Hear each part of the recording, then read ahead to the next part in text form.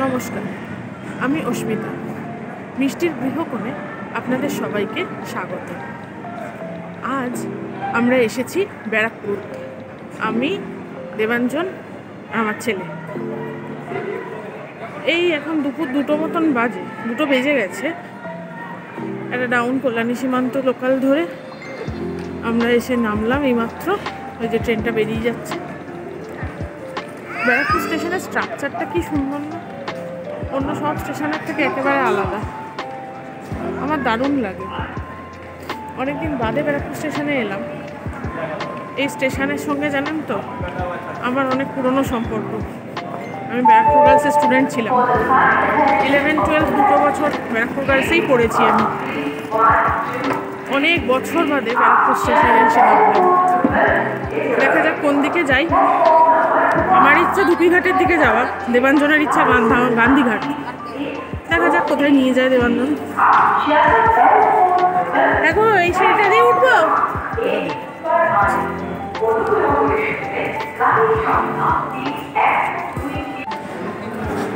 এমনি কেক, হ্যাঁ এই ক্রিম কেক টেক নিতে যেও না। এই বিস্কুট না, ওই অরেঞ্জ ক্রিমওয়ালা বিস্কুট আছে, অরেঞ্জ ক্রিম বিস্কুট আছে, স্ট্রবেরি, তাহলে চকলেট ক্রিমওয়ালা এটা বিস্কুট নাও।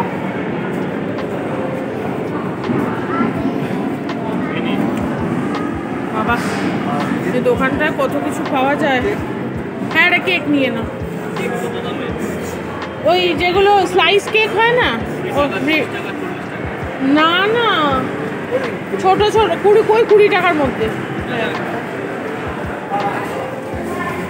বাবা ছেলেকে এই দোকানের সামনে বেশিক্ষণ দাঁড় করিয়ে রাখাও কিন্তু বিপজ্জনক।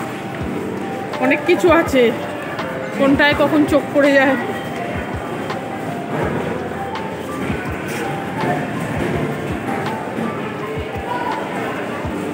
আমরা যখন স্কুল করতাম তখন যেখানে এরকম দোকান টোকান হয়নি, তখন কিছুই ছিল না ব্যারাকপুর স্টেশনে। হ্যাঁ এদিকে ছিল, আমাদের স্কুলের ওদিকটায় কিছুই ছিল না। রেল লাইনের পার ধরে শুধু হাঁটা। হয়ে গেল। ছেলের জন্য একটু কেক বিস্কুট নিয়ে নিলাম। যেখানেই যাই ওকে তো বিকেলে কিছু খাওয়াতে হবে। অনেকক্ষণ আগে সে লাঞ্চ করেছে। দেখি টোটো বা অটো কি ধরি। বাবা ওইদিকে বাসে কি দিই, বাসে যাবো না।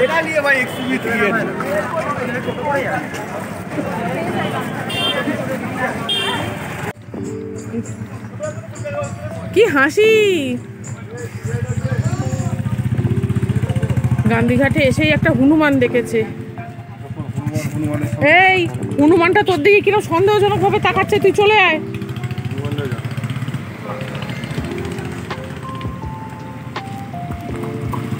কি হাসি একেবারে।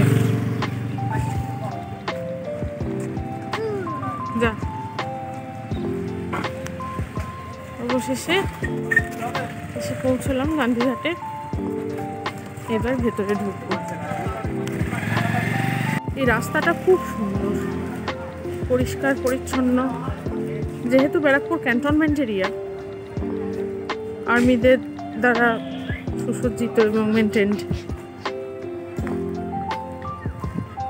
সেই জন্য চারদিকটা খুব সুন্দর, পরিষ্কার পরিচ্ছন্ন এবং সাজানো গোছানো।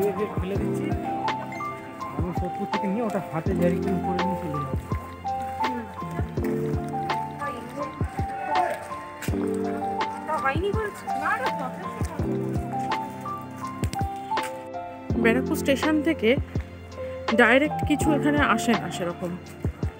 আমরা একদম টোটো রিজার্ভ করে নিয়েছিলাম। তো আমরা 3 জনে এলাম। টোটো রিজার্ভ করে 100 টাকা নিল।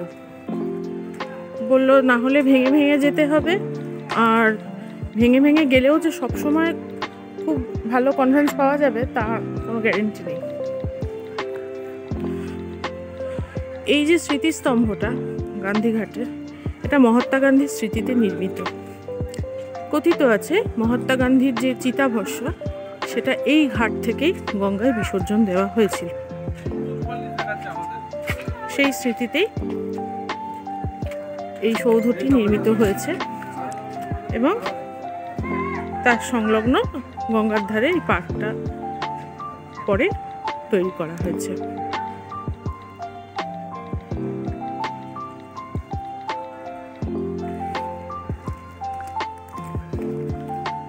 বাবা আর ছেলে আস্তে আস্তে এগিয়ে গেছে। আপনাদের সাথে একটা জিনিস শেয়ার করি।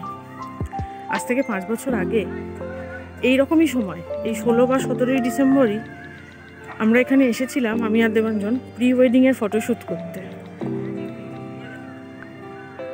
তখন দেবাঞ্জন আমার হাত ধরে ধরেই হাঁটছিল এই রাস্তাটা দিয়ে। এখন আমাকে আর চিনছে না, ছেলের হাত ধরে গিয়ে গেছে। প্রেমিক থেকে বাবা হয়ে গেছে।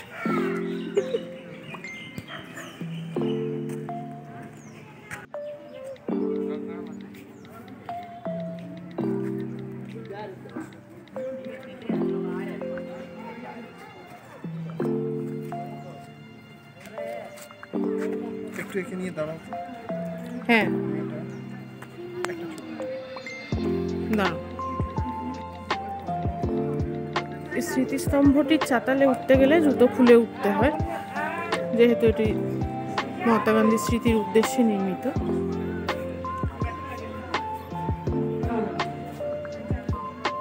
এখানে গঙ্গাটাও ভারী সুন্দর।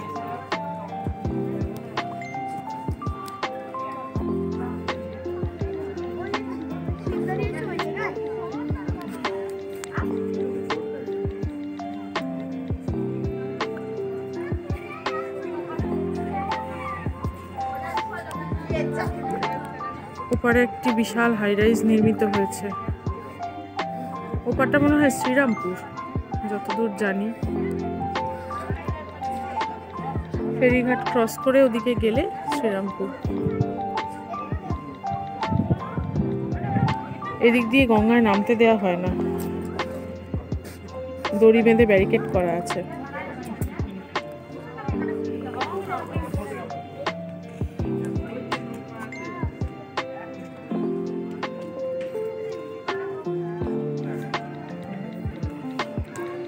এইখানে ঘাটটি কবে প্রতিষ্ঠা হয়েছে তার মার্বেল ফলকটা দেয়া আছে।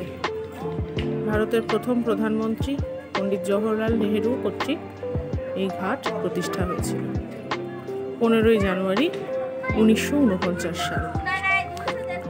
এই ঘাটের ঐতিহাসিক গুরুত্বও যেমন অপরিসীম, তেমন এর প্রাকৃতিক সৌন্দর্য বড় সুন্দর।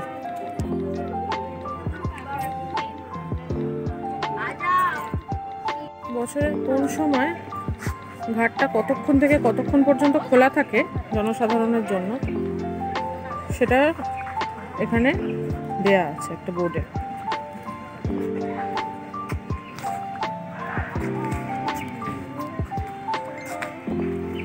ওই দেখো কেমন করে হাঁটছে, দেখো।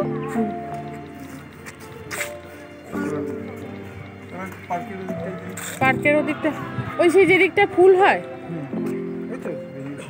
ওই কোন দিক দিয়ে ঢোকাবো? ওই দিক দিয়ে মেন রাস্তা করে।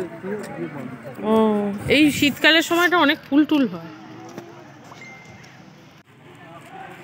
গান্ধীঘাট দেখা কমপ্লিট। এবার ধীরে ধীরে পাশে একটা পার্ক আছে, ওদিকে এগিয়ে যাচ্ছি। ওই যে সামনে দেখছেন মা ও ছেলে বীর দর্পে এগিয়ে চলেছে। সামনেই একটা পার্ক আছে, একটু এগিয়ে গিয়ে বাঁ হাতে। এর আগে একবার এসেছিলাম, ভেতরটা খুব সুন্দর জানেন তো। এবারে গিয়ে দেখি, আমি এর আগে 4 বছর 4 আগে এসেছি, খুব সুন্দর লেগেছিল। এখন দেখা যাক 4 বছরে কতটা পরিবর্তন হয়েছে এই পার্কের। চলুন গিয়ে দেখি। এসে গেছি, এই যে দেখুন জহরকুঞ্জ রেঞ্জ। পার্কটার নাম হচ্ছে জহরকুঞ্জ পার্ক। এই যে আমার গিন্নি চলে গেছেন ছানাকে নিয়ে টিকিট কাটতে।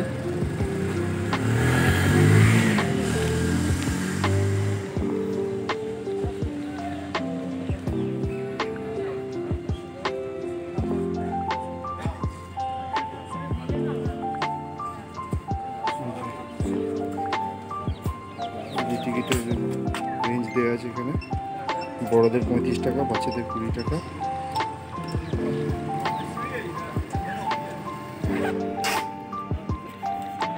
সব মিলিয়ে 90 টাকা। সব মিলিয়ে 90 টাকা। দুজন অ্যাডাল্ট, একটা বাচ্চা। দেখে দাও কোথায় দেখাতে দেখাতে হবে তোমার কাছে।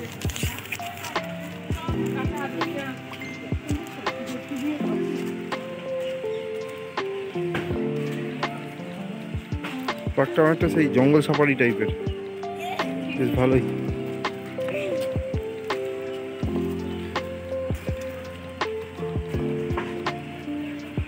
এই জায়গাটা ঘেরা রয়েছে, খুব সম্ভবত চারা গাছ কিছু রেখে দেওয়া আছে, একটু বড় হলে হয়তো মাটিতে পুঁতে দেওয়া হবে।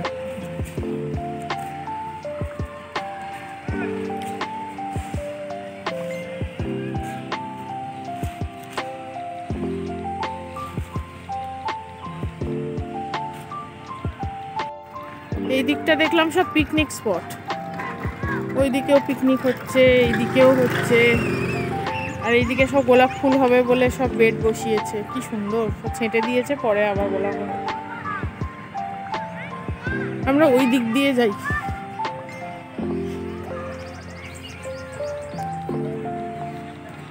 এই দুধারে গাছের ঝোপের মাঝখান দিয়ে একটা ছোট্ট রাস্তা আছে, এইটা দিয়ে আমরা যাচ্ছি। আর দূরে ওই যে গান্ধীঘাটের স্তম্ভটা দেখা যাচ্ছে। অ্যাকচুয়ালি গান্ধীঘাটের পেছন দিকেই এই পার্কটা, এটার নাম জহরকুণ্ড।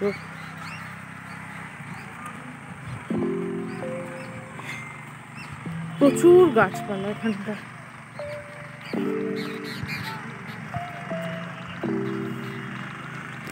জায়গাটা হচ্ছে চিলড্রেন্স পার্ক। আমার ছেলে একটা ঢেঁকি দেখতে পেয়েছে, দেখে সেটাকে চিনতেও পেরেছে, নিয়ে বসে পড়েছে।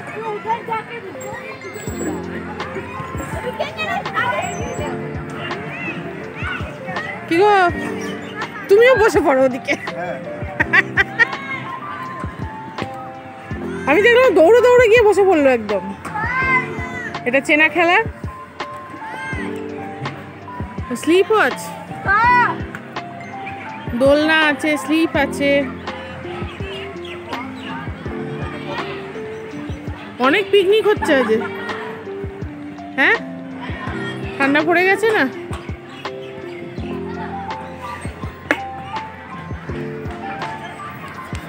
হয়ে গেল।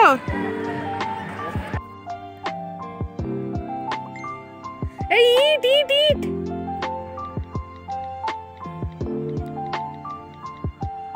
পায়ে লাগবে, পায়ে লাগবে।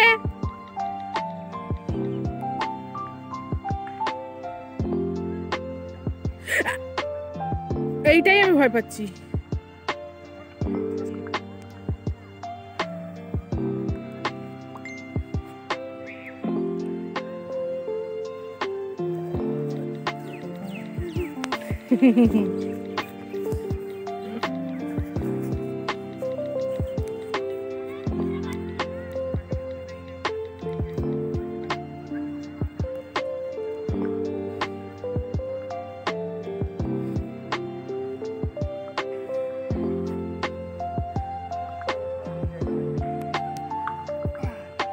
হলো আজকের মতো সারাদিনের আউটিং। এই চলেই এসেছি প্রায় বাড়ির কাছে। ট্রেনে যা ভিড়। মিষ্টি মিষ্টি পরে বাবা এলে বাবা নেবে। বাবা আজকে প্রচুর বউ ভাত আছে। ট্রেনে যা ভিড় না, সবাই দেখছি সুন্দর সুন্দর শাড়ি টাড়ি পরে সেজে গুজে মাথায় ফুল টুল লাগিয়ে বিয়ে বাড়ি যাচ্ছে। আমার তো এই সিজনে কোনো বিয়ে বাড়িই এলো না। আমার কর্তার অবশ্য একখানা এসেছিল, সে একা একা গিয়ে খেয়ে এসেছে। এইবার যাই, কিছু খেতে পারলাম না জানেন। যে সময়টা এসেছি ব্যারাকপুর স্টেশনে, সেই সময়টা কিছু রেডিই হয়নি। ভেবেছিলাম চাট খাবো, বললো চাট আর একটু সময় লাগবে। আমি দেখলাম না, ঠান্ডা পড়ে যাচ্ছে, ছেলেটাকে নিয়ে আর কতই বা দেরি করবো। চলে এলাম। আজকে সারা দিনটা খুব ভালো কাটলো। আজকে ভিডিওটা তাহলে এখানেই শেষ করছি। ভিডিওটা কেমন লাগলো আমাদেরকে কমেন্টে জানাবেন। ভালো লাগলে লাইক করবেন আর আমাদের চ্যানেলটি সাবস্ক্রাইব করে আমাদের সাথে থাকবেন। আপনারা সবাই ভালো থাকবেন, সুস্থ থাকবেন। নমস্কার।